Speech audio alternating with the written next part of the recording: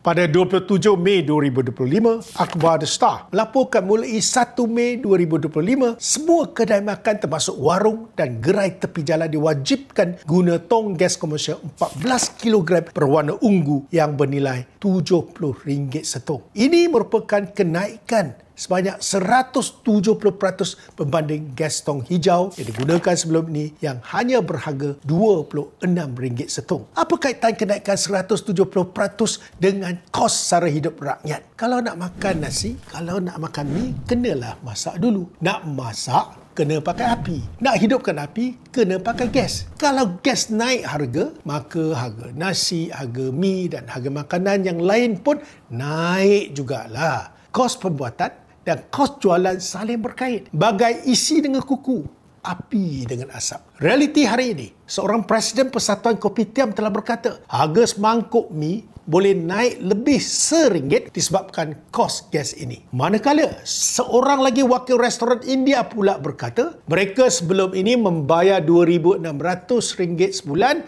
untuk gas. Tapi kini terpaksa bayar RM7,000 sebulan. Perbezaannya hampir RM4,400. Jadi akhirnya, siapa yang kena tanggung kenaikan harga ini? Siapa yang kena bayar lebih? Jawapannya sudah tentulah rakyat selaku pengguna. Tak cukup dengan itu, peniaga juga diarah memohon permit sekiranya mereka menggunakan lebih daripada 3 tong sebulan, iaitu penggunaan lebih daripada 42 kg. Tak ada permit, mereka dikenakan tindakan. Barang dan premis mereka disita melalui Ops Gasak. Mengikut Kamus Dewan edisi keempat, definisi gasak ialah ikut suka hati, memukul keras, menghentam. Adakah penjaja kecil di tepi jalan yang tak mampu sewa gasak keras? Mereka berniaga bukan nak jadi kaya raya, tetapi sekadar mencari rezeki untuk meneruskan kehidupan. Kenapa terlalu berkeras dengan mereka yang ibarat kais pagi makan pagi, kais petang makan petang? Peniaga kecil macam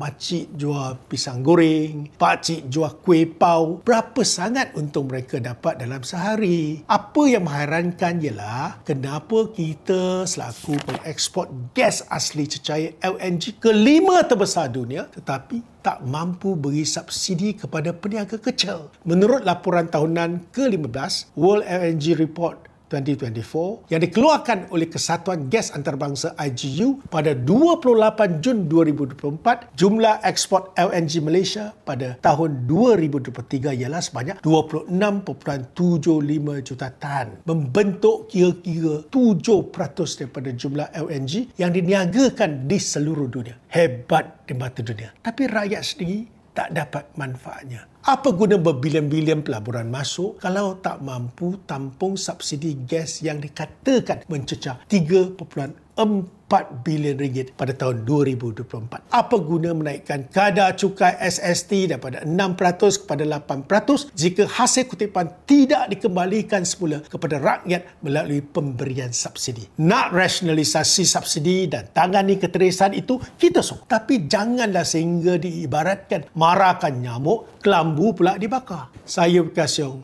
juru cakap rakyat.